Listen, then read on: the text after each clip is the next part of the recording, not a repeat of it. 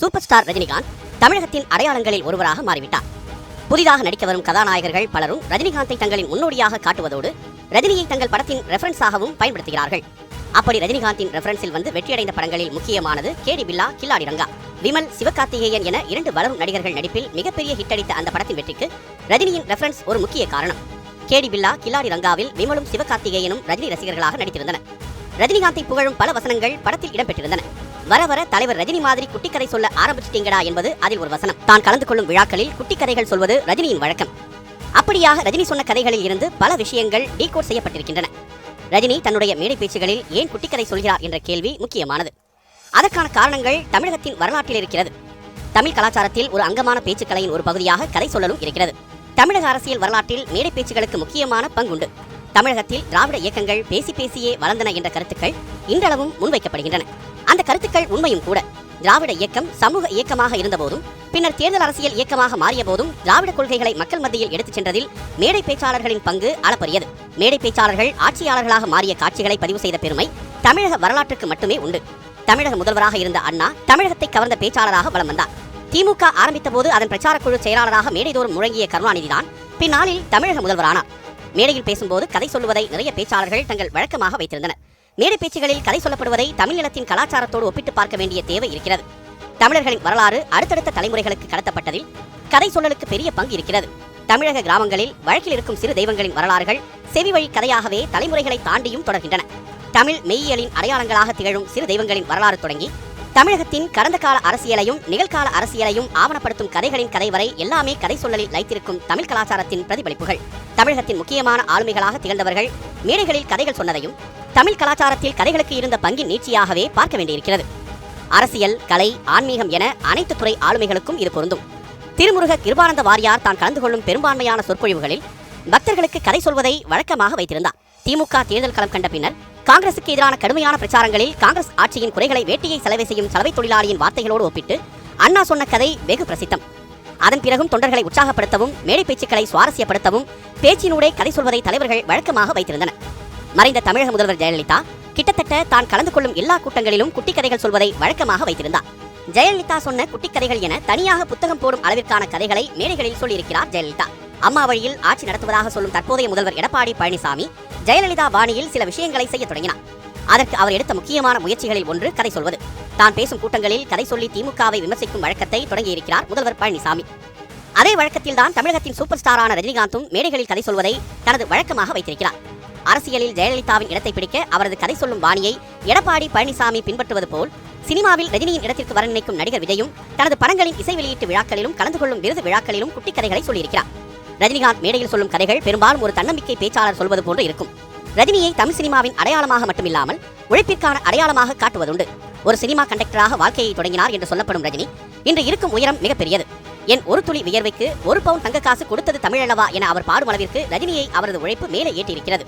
எவ்வளவு பிரச்சனைகள் வந்தாலும் அதனை சமாளித்து முன்னேற வேண்டும் என்ற கதையை சந்திரமுகி பட விழாவில் வைத்து கூறினார். ரஜினி கதை சொல்வதற்கு முன்பு கூறிய வசனம் பாட்ஷா படத்தில் அவர் ஏற்கனவே கூறியதுதான்.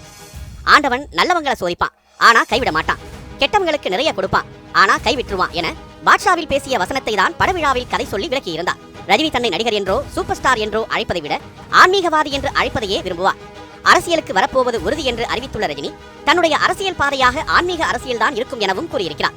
பாஜக உள்ளிட்ட வலதுசாரி இயக்கங்கள் ரஜினியையும் அவரது அரசியலையும் ஆதரிப்பதற்கு அவருடைய ஆன்மீக அரசியல் முக்கியமானதொரு காரணமாக இருக்கிறது. தான் ஆன்மீகவாதியாக இருந்ததற்கான காரணத்தையும் ஆன்மீகத்தின் சிறப்பு குறித்தும் ஒரு மேடையில் கதை சொல்லி விளக்கினார் ரஜினி. 2017ஆம் ஆண்டு பிப்ரவரியில் சென்னையில் தெய்வீக காதல் என்ற புத்தக வெளியீட்டு விழா நடந்தது. விழாவில் புத்தகத்தை வெளியிட்டு பேசிய போது ரஜினி தன்னுடைய ஆன்மீக ஈடுபாடு குறித்தும் ஆன்மீகத்தின் சிறப்பு குறித்தும் பேசினார். அந்த பேச்சினூடேதான் அந்த குட்டிக்கதை வெளிப்பட்டது. ரஜினியின் அரசியல் ஆன்மீக அரசியல் என்பதால் தானோ என்னவோ அரசியலில் தனக்கிருக்கும் ஆர்வம் பற்றியும் ஆன்மீகம் குறித்த அந்த குட்டிக்கதையில் ரஜினி விளக்கியிருந்தார். இந்த கதையை ரஜினி கூறியது முதல் முறையல்ல. அவர் கலந்து கொள்ளும் நிகழ்வுகளில் ஆன்மீகம் குறித்து பேசிய போதெல்லாம் ராஜா மந்திரி கதையையும் மேற்கோள் காட்டியிருக்கிறார். ரஜினியின் ஆன்மீகம் குறித்த பேச்சு எழும்போதெல்லாம் அவரது இமயமலை பயணம் குறித்தும் பேச்சு எழும். ரஜினி இமயமலைக்கு ஆன்மீக பயணம் மேற்கொள்வது வழக்கம். ஒவ்வொரு ஆண்டும் தன்னுடைய படங்களின் படப்பிடிப்பு முடிந்ததும் ரஜினி இமயமலைக்கு சென்று வருவார். அவரது இமயமலை பயணம் சில நேரங்களில் விமர்சனத்தையும் சந்தித்திருக்கிறது. அரசியலுக்கு வருவேன் என்று சொல்லிவிட்டு அவர் இமயமலைக்கு சென்று விடுகிறார் என்றும் சிலர் அவரை விமர்சிப்பதுண்டு. ரஜினி நடித்த முத்துப்படத்தில் காவியங்கள் உனை பாட காத்திருக்கும் பொழுது காவியுடை கொண்டு வாழ்வை தேடி வடக்கே நீ போனால் என்ற வரிகள் அவரது இமயமலை பயணத்தை குறிப்பிட்டு எழுதப்பட்டதாக கூறப்படுகிறது. தான் இமயமலைக்கு செல்வது குறித்து வீட்டில் இருக்கும் அறைகளை வைத்து ஒரு மேடையில் கதை சொல்லி விளக்கினார் ரஜினிகாந்த். சந்திரமுகியின் வெற்றி விழாவிலேயே அந்த சம்பவமும் நடந்தது. ரஜினி தன்னுடைய ஆன்மீக கருத்துக்களின் நீட்சியாக எளிமையாக இருக்க வேண்டும் என்றும் இலக்குகளில் கவனம் செலுத்த வேண்டும் என்றும் பல இடங்களில் கூறியிருக்கிறார். சாமி படத்தின் வெற்றி விழாவில் கலந்து கொண்டு படக்குழுவினரை பாராட்டி பேசிய ரஜினிகாந்த், விழாவில் கலந்து கொண்ட விஜய், சூர்யா ஆகிய நடிகர்களையும் பாராட்டி பேசினார். தங்களுடைய இலக்கை சரியாக நிர்ணயித்து விஜய், விக்ரம், சூர்யா போன்றோர் வென்றுவிட்டதாக கூறிய ரஜினி ஒரு குட்டி கதையை மேற்கோள் காட்டினார். சாமி படத்தின் வெற்றி விழாவில் ரஜினி சொன்ன கதை ஒரு சன்னியாசியை குறித்தது. அந்த சன்னியாசி போல் மனதை அலைப்பாய விடாமல் இருந்தால் வாழ்க்கையில் வெல்லலாம் என்பதை ரஜினி குறிப்பிட்டார். அதேபோல் பைரவி படத்தின் தயாரிப்பாளரான கலைஞானத்திற்கு சென்னையில் நடந்த பாராட்டு விழாவில் வாழ்க்கையில் கஷ்டங்கள் வந்தாலும் எதிர்கொள்ள வேண்டும் என்பதை உணர்த்தும் வகையில் குட்டிக்கதை ஒன்றை கூறினார் ரஜினி. அதுவும் சன்னியாசியிடம் ஆலோசனை கேட்கும் கதையாகவே இருந்தது. ரஜினி தொடர்ச்சியாக ஆன்மீக பாதையில் பயணிப்பதால் திரைப்படங்கள் குறித்து பேசும்போதும் அவர் ஆன்மீகவாதிகளை மேற்கோள் காட்டுகிறார் என்று கூறப்படுகிறது. சன்னியாசம் குறித்து அதிகம் பேசினாலும் ரஜினி விட்டுக் கொடுக்காத விஷயங்களில் ஒன்று நட்பு. குசேலன் படத்தில் சூப்பர் ஸ்டார் கதாபாத்திரத்திலேயே நடித்த ரஜினி கிளைமாக்ஸில் நட்பு குறித்து கதை சொல்லி எல்லோரையும் அழ வைத்திருப்பார். குசேலன் சூப்பர் ஸ்டார் அசோக் குமார் மட்டுமல்ல, ஒரிஜினல் சூப்பர் ஸ்டார் ரஜினிகாந்தும் நட்பின் இலக்கணத்தை பேசியவர்தான்.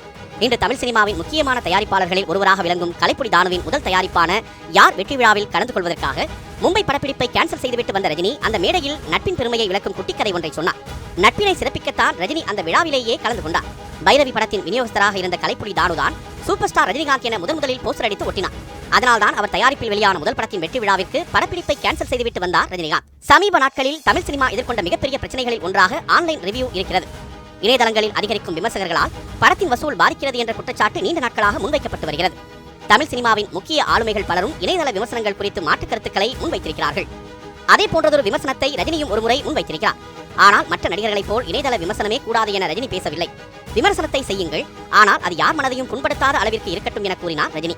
தமிழ் சினிமாவினர் மத்தியில் நீண்ட நாட்களாக இருந்த மனக்குறையை ரஜினி வெளிப்படுத்திவிட்டார் என்ற கருத்துக்கள் முன்வைக்கப்பட்டன. ரஜினி இணையதள விமர்சனம் குறித்தும் ஒரு குட்டிக்கதையை மேற்கோள் காட்டிதான் பேசினார். ரஜினியின் புகழ்பெற்ற வசனங்களில் ஒன்றான நெருப்புடா என்பதை டைட்டிலாக வைத்து ஒரு திரைப்படம் தயாரானது. விக்ரம் பிரபு நடித்த அந்த படத்தின் இசை வெளியீட்டு விழா நடிகர் திலகம் சிவாஜி கணேசனின் இல்லத்தில் நடந்தது. அதில் பேசிய போதுதான் இணைய விமர்சகர்கள் குறித்து குட்டிக்கதை சொன்னார் ரஜினி. வே ஆஃப் கம்யூனிகேஷன் சரியாக இருக்க வேண்டும் என்பதை மையப்படுத்தி ரஜினி சொன்ன இந்த கதை சினிமா விமர்சகர்களுக்கானது மட்டுமல்ல என்ற கருத்துக்களும் முன்வைக்கப்பட்டன. நெருப்புடா இசை வெளியீட்டு விழாவில் 2017 ஏப்ரல் மாதத்தில் பேசினார் ரஜினி. 2017 மார்ச்சில் ரஜினி இலங்கை செல்வதாக அறிவிக்கப்பட்டது மிகப்பெரிய சர்ச்சையை கிளப்பியது. தமிழகத்தில் எழுந்த எதிர்ப்புகளை அடுத்து தனது இலங்கை பயணத்தை ரஜினி ரத்து செய்தார். அதேபோல் தனது ரசிகர்களை ரஜினி சந்திப்பார் என அறிவிக்கப்பட்டிருந்தாலும் சில காரணங்களால் தள்ளி வைக்கப்பட்டது. ரஜினி தன்னுடைய அரசியல் பிரவேசத்தை அறிவிக்கலாம் என்று எதிர்பார்க்கப்பட்ட நிலையில் ரசிகர் சந்திப்பு தள்ளி வைக்கப்பட்டதும் விமர்சனத்திற்குள்ளானது.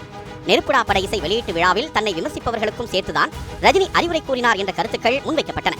அதன் பின்னர் நடந்த ரசிகர் சந்திப்பில் அவரை விமர்சிப்பவர்களுக்கு நேரடியாக பதில் சொல்வதாக அமைந்தன. ஆனால் ரஜினியின் இந்த முதலை கதை அவரது ரசிகர்களை மிகவும் குழப்பத்திற்குள்ளாக்கியது. ரஜினி அரசியலுக்கு வருவார், அரசியல் பிரவேசத்தை அறிவிப்பார் என எதிர்பார்த்து வந்த அவரது ரசிகர்கள் ரஜினியின் இந்த கதையால் குழம்பினர். 1996 ரஜினி அரசியல் குறித்து பேசத் தொடங்கியதில் இருந்து எழுந்த குழப்பம் அவரது முதலை கதை வரை தொடர்கிறது.